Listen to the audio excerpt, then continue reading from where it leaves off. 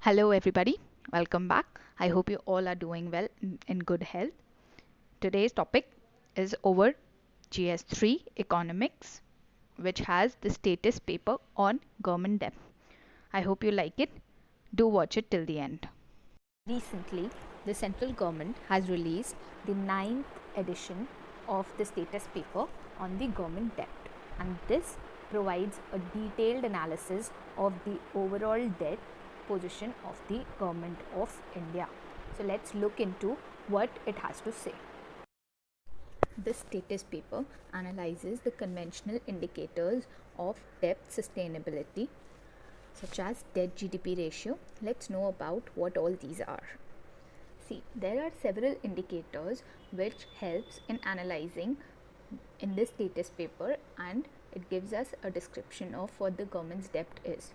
So the first is debt by GDP ratio. What does it say? See, the debt by GDP ratio, it indicates a particular country's ability to pay back its debt. If this is a particular country, and whatever the ratio is, this is the ability to pay back its debt. Now what's happening is, this debt to GDP ratio of a country is what?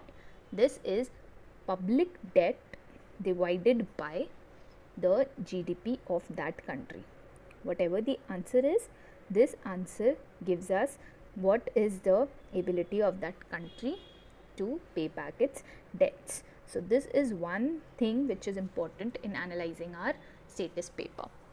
Then is what the status paper analyzes: the interest payment to revenue receipts. What do we mean by that? Interest payment to revenue receipts. Now this is the ratio of the total interest payments divided by the total interest payment which is made towards the debt divided by the revenue receipts. The interest that is paid towards this debt divided by the revenue receipts that they've received. Then is our shares of short-term debts. Now, what do we mean by short-term debts? See, this is the total amount of debt which matures within the 12 months. Which matures within these 12 months. And what does it include? See, it includes this SSD, the share on the share on the short-term debt. So let's just make it short-term debt now, because we are just reading that. See, this short-term debt, this includes a 14-day intermediary treasury bills. Intermediary treasury bills. Now, what do we mean by this treasury bills? See, these are the instruments, the discounted instruments which help the government in managing the short-term cash flow. So what's happening is, the bills, the instrument that helps the government in managing the short-term cash flow, the mismatches in these short-term cash flow, is what we mean by the treasury bills. And what is the 14-day treasury bills? This is the non-marketable instruments. Those were the discounted instruments. 14-day treasury bills is the non-marketable instruments which are issued to the state governments, and to enable them to deploy their short-term surplus cash at a fixed interest rate. So this is the 14-day treasury bills. Now what is short-term debt? It includes a 14-day immediate treasury bills, it includes this regular treasury bills, and then it includes the dated securities that is maturing in the 1 year period, because short-term debt in itself is anything that is maturing in these 12 months. So this is the short-term debt. So the status paper analyzes the debt GDP ratio, the interest payment to revenue, and the short-term debt. It also analyzes the floating rate bonds in the total debt. So what is floating rate bonds? These are nothing but securities that are issued at variable coupon rates. This is what the status paper analyzes. Now let's see what all does it contain. See, this status paper showed us a lot of analysis over the debt management strategy that we had. Now what's happening is, the second thing, the debt management strategy of the central government, this is what this the ninth edition of the status paper on the government debt contains.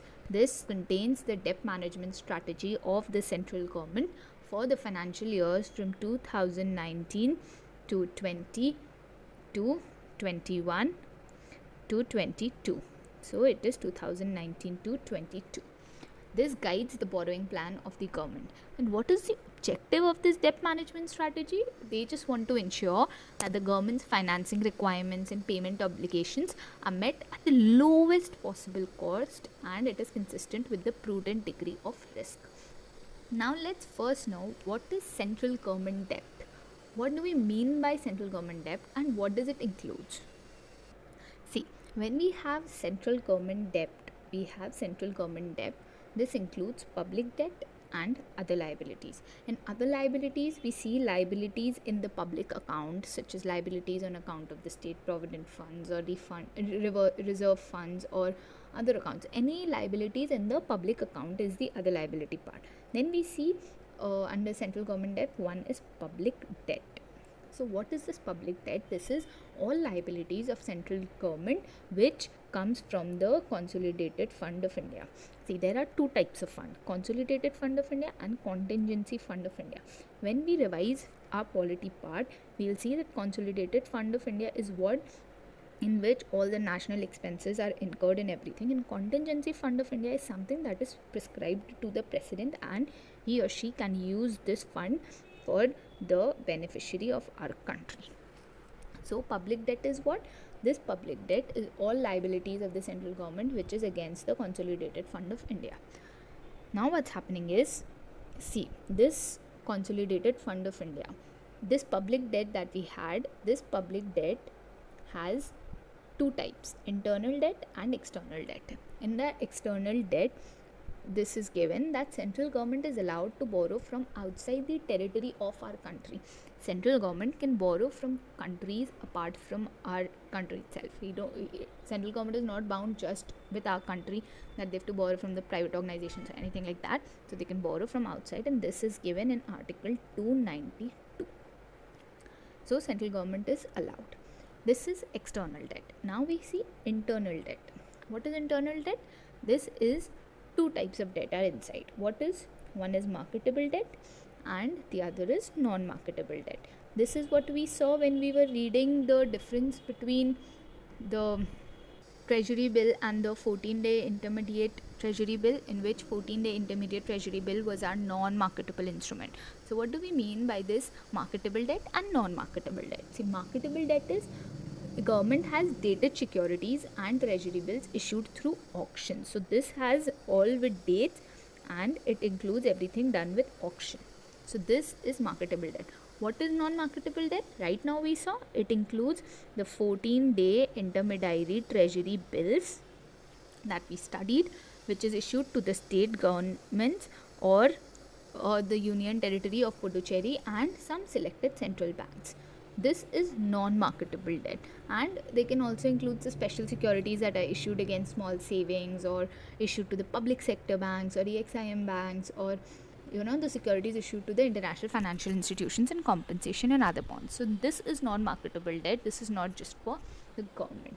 So let's revise. What did we see? See, in this central government debt, we had public debt and other liabilities. Now this public debt had internal debt and external debt. This internal debt again had marketable debt and the non-marketable debt. So I am hoping that this part is now clear. Let's move into the significance of managing government debt, and before that let's revise what all we went through right now, because economics is something which is very, very important for our syllabus, for our exam, and it's a bit tricky to keep remembering it, and the only way to do that is to keep revising. So let's revise what we actually went through right now. See, we saw that recently central government has released the 9th edition of the status paper on government debt. So first of all, who releases it? Ministry of Finance. This is clear to us now. This provides a detailed analysis of the overall debt position of the government of India. This we revised.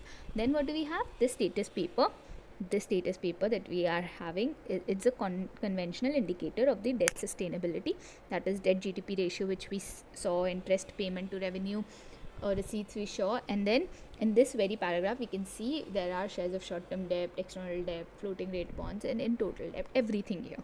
So this is what we saw from the 9th edition of the status paper on government debt, and the central government has been bringing out a status paper on government debt since 2010 to 11, and this one is 2019 to 22. This is what we actually saw, we studied, and now we move on to the significance of managing government debt. See, what are the importance of managing government debt? Why do we manage government debt? Why do we actually stress so much? Why do Ministry of Finance releases this? Why do we stress on this? There are several factors that we need to see, and we'll realize why is it that important. See, first of all, this government debt affects the investors' confidence. How? See, if a government is having higher debt burdens, if it is having very, very high debt burdens, there would be an increased risk, which will, the outside company, the FDIs or FIIs that want to invest into our country, the credit rating in the credit rating agencies, this will see a downgrade. This will see a downgrade due to the high debt burden. And if you had a company, if you were an owner, why would you want to invest into a country which is already running into a lot of debt? So this is one, it affects the investors' confidence.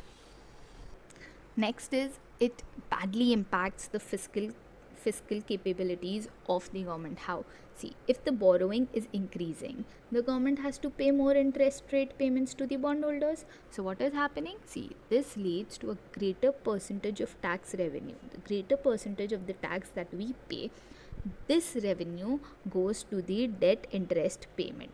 This revenue goes to those people from whom the government has taken debt in order to avoid the debt, or the interest that they pay is also somewhere from our tax. So what is happening? The fiscal capability of our government is impacted.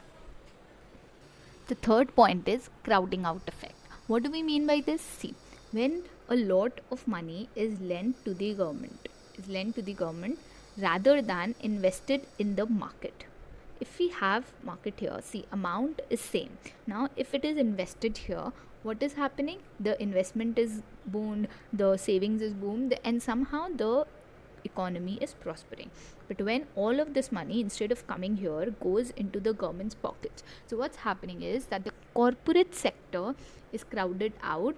That leads to slower industrial and capital asset growth, and it also gives potential loss of employment. Why? Because if capital firms do not have work, why would they employ people in return? So this is crowding out effect that is seen due to the high chances or due to the burden in the higher debt, and that is why it is important for managing government debts. Then we have fiscal repression of commercial banks. What's happening is, if the government is borrowing more, what is happening? It is forcing the public sector banks to purchase more of government securities, because since they purchase, they give more money to the government, and somehow the government might reduce this borrowing, this debt of theirs. So what's happening is, when they do this, this reduces the capital availability to the private sector, and it affects the profits of the banks. So this is a fiscal repression for the commercial banks again. Inflation is something that sticks everywhere. Even here, there would be inflationary pressure if the government debt is not managed well. How? See, if there is high debt, it can force governments to print more money. How? They would print money, they would include it in their debt, and somehow they would give away their debt, they would give away all of their money and claim debt less. What's happening is, this would lead to inflation and reduction in the real interest rates. This is inflationary pressure that we would see.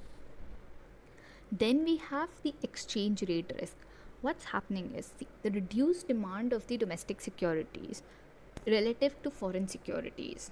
What's happening? If the debt is high of a government, the inflation is high, we just saw now, what's happening, the demand in the domestic country might reduce relative to the foreign securities. Why? Because you wouldn't want to take the domestic securities when you know that the condition of the government, the condition of the public sector banks is so bad. So even if you want to invest, you would invest into some foreign security. So what's happening is that the Indian currency is going outside. This would happen when it's really bad in the status of the government debt. So this pushes the exchange rate down, and this weakens the domestic currency. Now, when we have government debt increased, we definitely have our tax burden increased. How? Because see, if the debt to GDP rises rapidly, what was debt to GDP? It tells us what is the ability of the government to pay back their debt. So if this ability is only rising, if their ability, the way to give out the money has worsened, what will happen? This will make the government need the taxes, the amount, just like from public sector banks they would have taken to ask them to buy government securities. So this would have given in more money. If this was not possible, we would have been asked to pay more taxes. This would have given them more money. So it would limit spending to reduce debt levels in the future. This would have impact on the citizens, that is us, higher taxes in the future. Then we have vulnerability to volatile international capital markets. See, if there is high share of external debt, this would expose our economy to the capital flight, to the capital market in the international level. And what's happening? The status, the FDI inflows, all of this will be impacted again. So that is why managing government debt is important and vital. Let's revise again. Let's not confuse ourselves.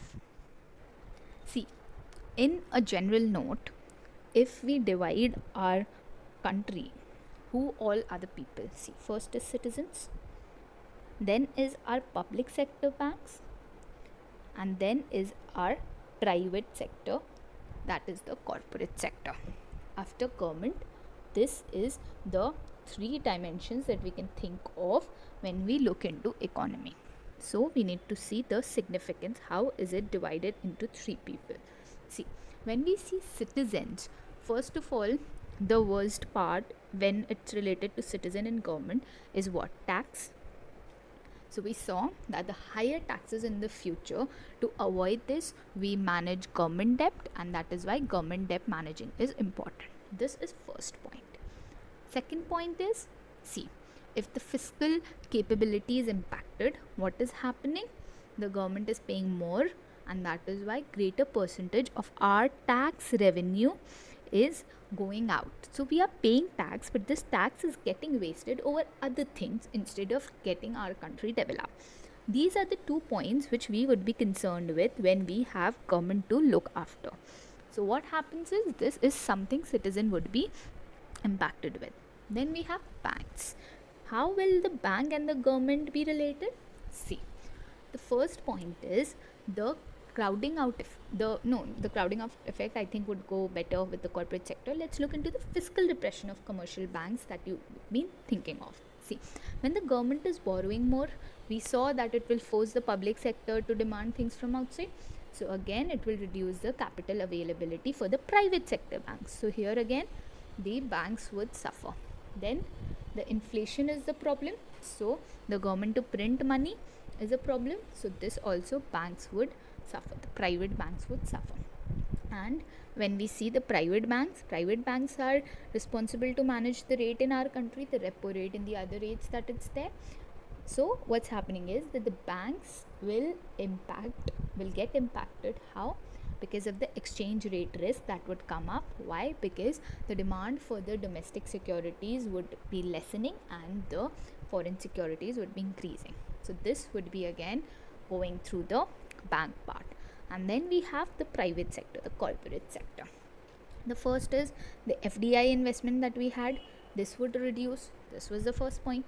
The crowding out effect, as I said, you can put that in bank, you can put that in the private sector. How? Because once the government, instead of investing in the market, is taking money, the bank is giving money to the government, what is happening? This corporate sector is crowded out, which leads to the slow industrial and capital asset growth. And last was the vulnerability to the international capital markets, because once our condition is exposed to the capital markets, this sector has to suffer the most.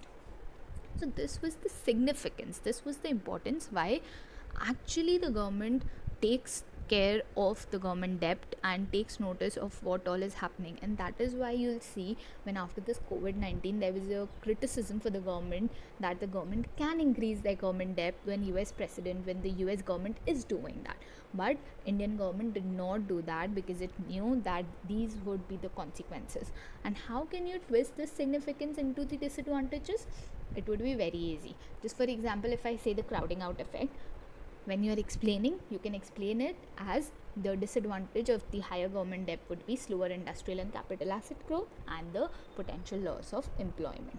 So this is how we can actually just remember one portion and we can substitute it into both parts. Now we have to see that what is the approach of the central government towards the debt management. How do they handle it? Let's quickly go through it.